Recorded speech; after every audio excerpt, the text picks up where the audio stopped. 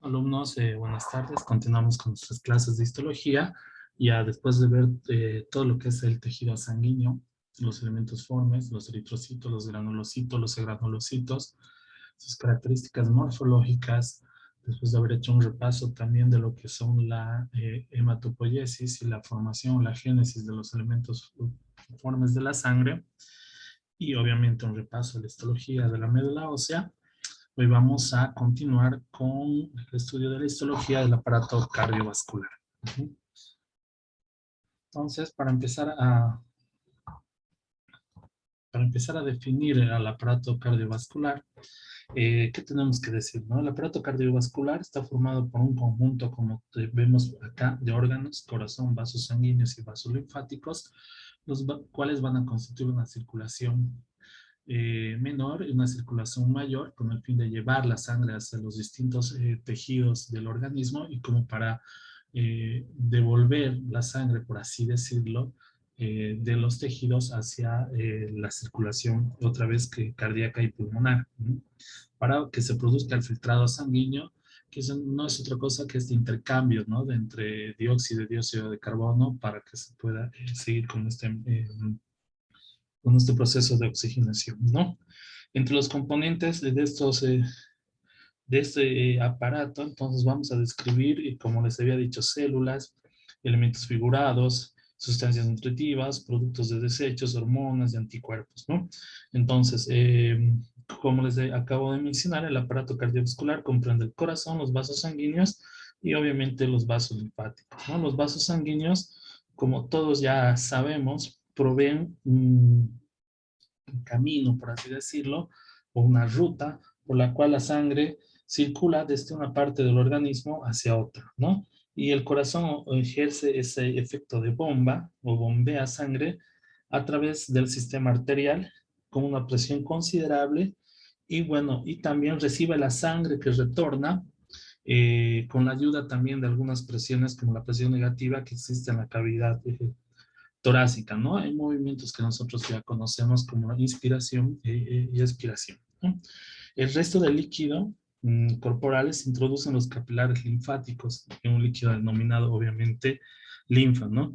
Y finalmente va a retornar a la sangre a través de un sistema de vasos linfáticos que se comunican con un sistema de vasos sanguíneos. Esto generalmente lo vamos a ver a la altura del ángulo yúgulo subclavio, ¿no? Es ahí donde las venas yugulares internas se unen con las venas subclavias, entonces ahí en ese preciso punto va a ser donde los líquidos como la linfa van a volver a la circulación sanguínea. Dos circuitos son los que distribuyen la sangre en el organismo. Uno, estamos hablando de una circulación sistémica y una circulación pulmonar. Obviamente esta circulación pulmonar transporta sangre desde el corazón hacia los pulmones y viceversa, ¿no? Desde los pulmones hacia el corazón. Y una circulación sistémica, la sangre va desde el corazón hacia el resto de los otros tejidos del organismo, ¿no?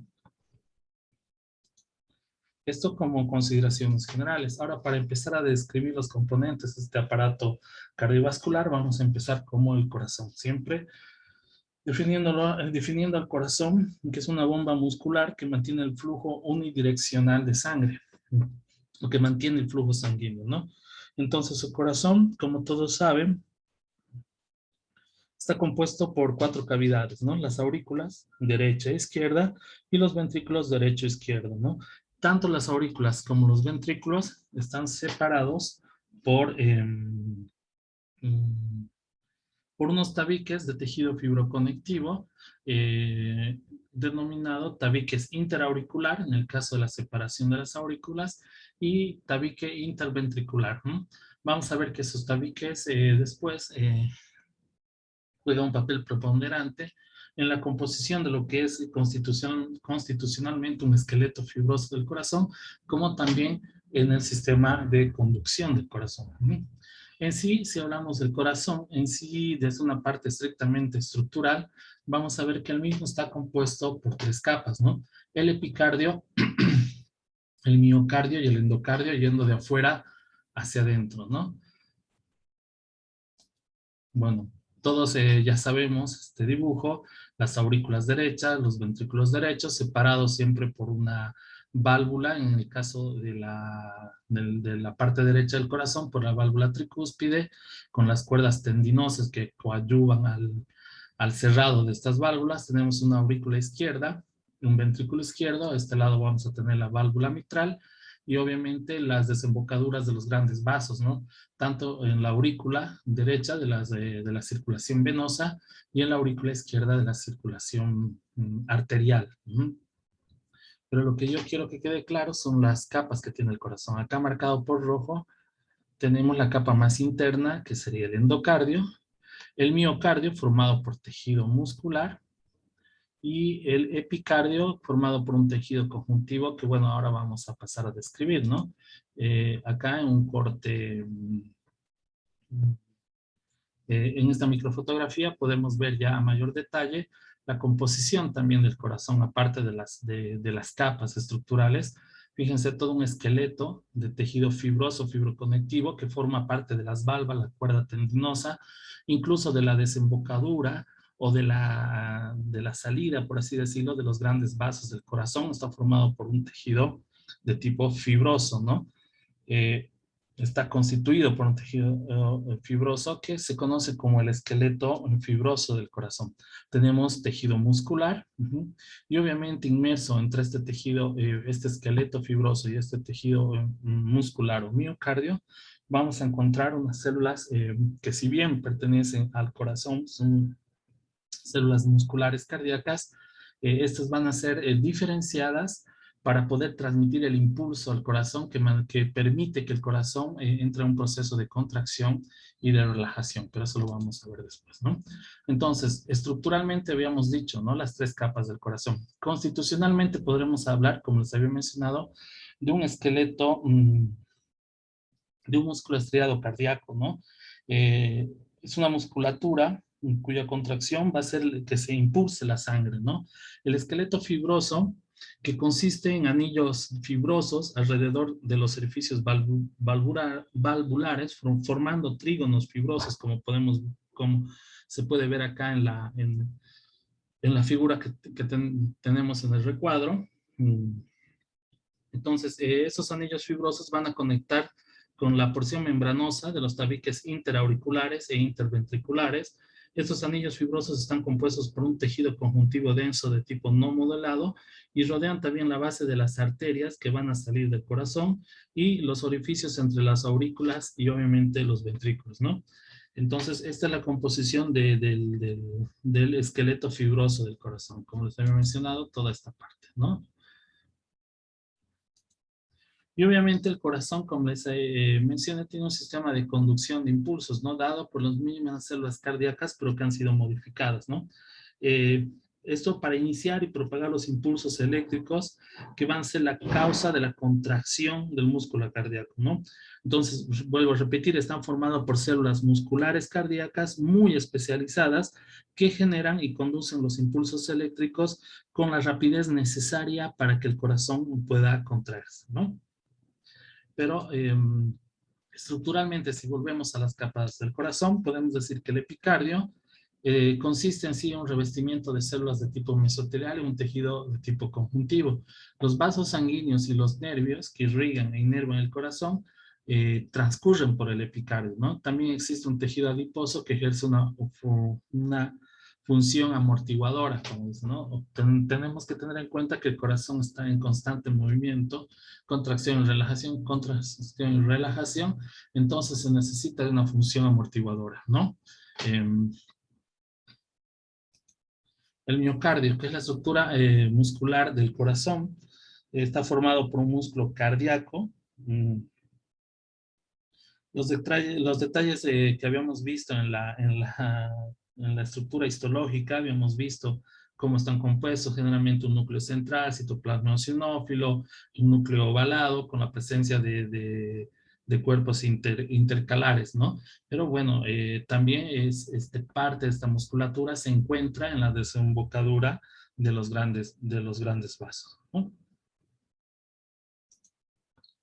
Entonces, las fibras musculares exhiben bandas cruzadas bien teñidas llamados cuerpos intercalares, que son sitios de adhesión entre célula y célula, pero también juegan un papel muy importante en la transmisión del impulso, ¿no ve? Tienen en su posición yuxtanuclear, poseen mitocondrias, como habíamos visto, por ejemplo, las mitocondrias están mucho mayor desarrolladas en el músculo cardíaco que en el músculo estriado esquelético. Obviamente, aparato de Golgi y una característica histológica de este tipo de fibra cardíaca, muscular cardíaca, la presencia de unos gránulos de pigmento, de lipofusina y de glucógeno, ¿no? O algunos gránulos auriculares que miden entre 0,3 a 0,4 micras, que contienen el factor natriurético auricular y el encefálico, que sirven para la excreción de sodio, contracción auricular y también como inhibidores del impulso inhibidores del músculo liso vascular, ¿no? Y obviamente, como habíamos mencionado ya en los procesos y en los ciclos de contracción, cuando habíamos visto tejido muscular, sabemos que tanto para la fibra muscular cardíaca y el tejido, y el resto de los tejidos de tipo muscular, el calcio es indispensable, para iniciar este ciclo o proceso de contracción, ¿no? Bueno, es un corte histológico, como les había mencionado, un núcleo siempre ovalado. Recuerden que en el músculo estriado esquelético, generalmente los núcleos eran fusocelulares y podían ser las células incluso multinucleadas, ¿no? Y la posición de esos núcleos eran siempre muy cercanos a la membrana celular. Acá no, generalmente son centrales, citoplasma amplio y tiene la presencia ya en un corte con hematoxilina y eosina, lo podemos ver, de estos discos, de estas líneas denominados cuerpos intercalares o discos o bandas intercalares, mejor dicho, que dan el aspecto como de los peldaños de una escalera, ¿no? Esas son las características histológicas. Obviamente, las células que se han diferenciado para transmitir el impulso nervioso, que son células cardíacas, estructuralmente tienen también otras características que las vamos a ver después, ¿no? Otra microfotografía para ver igual la composición de los núcleos ovales, centrales, citoplasma eosinófilo. En algún sector vamos a encontrar esos gránulos de lipofusina que generalmente encontramos en las células musculares cardíacas, ¿no? El endocardio es la capa interna de endotelio y tejido conjuntivo subendotelial, pero tiene una capa media de tejido conjuntivo y a veces con la presencia de algunas células musculares lisas, ¿no? La capa externa de tejido conjuntivo o capa subendocárdica es la que posee o es en la que está el sistema de conducción del corazón, o sea, está ubicada en esta capa del endocardio que sería la capa subendocárdica. Más o menos lo que le quiero mostrar, todo esto sería el endocardio y la capa muscular. Fíjense la diferenciación, lo vamos a ver ya en otra tinción. Estas células, como las fibras de Purkinje, diferenciadas para transmitir el impulso nervioso, tienen un núcleo más grande y un citoplasma bastante más pálido y amplio si lo comparamos con una célula muscular cardíaca normal, ¿no? Entonces, otro gran componente del corazón es el sistema valvular, ¿no? Las válvulas cardíacas son estructuras vasculares que están compuestas por tejido conjuntivos y revestidas por endocardio. Y vamos a encontrar, si nosotros le hacemos un corte histológico a estas válvulas cardíacas, vamos a ver que están constituidas por tres capas, ¿no? Una capa de tejido fibroso, una capa de tejido esponjoso y una capa de tejido ventricular, una capa llamada ventricular. Esas son las capas que tiene el corazón, las válvulas cardíacas, ¿no? Entonces, la capa fibrosa está formada, está, de hecho, posicionada en el centro de cada válvula, ¿no? Y contiene extensiones fibrosas de tejido conjuntivo denso, no modelado, que va hacia los anillos fibrosos o se conecta con el resto del esqueleto fibroso del corazón. La capa esponjosa está formada por tejido conjuntivo de tipo laxo, que está ubicada más hacia el lado de las aurículas y vascular y a la parte más vascular de cada válvula, ¿no? Y la capa ventricular, que está justo al lado de la superficie ventricular, como su nombre lo dice, de cada válvula y tiene un revestimiento endotelial. Entonces, la capa esponjosa Está más hacia el espacio auricular, y la capa ventricular, como su nombre lo dice, más hacia el espacio ventricular. Y obviamente la capa esponjosa, aparte del tejido conjuntivo laxo, vamos a tener fibras elásticas y colágenos, ¿no? Y la capa ventricular tiene un revestimiento endotelial y un tejido conjuntivo también denso.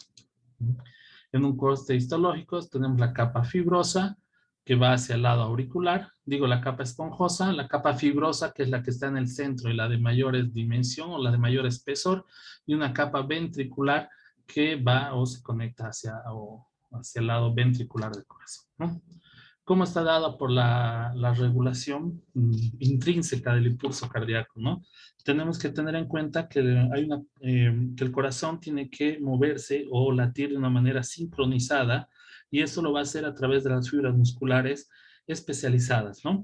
El impulso cardíaco nace, por así decirlo, en el nódulo sinoauricular, que se conoce también como el que le da el ritmo al corazón, que es el marcapaso cardíaco, que está en la desembocadura más o menos de la vena cava superior, en el aurículo, ¿no?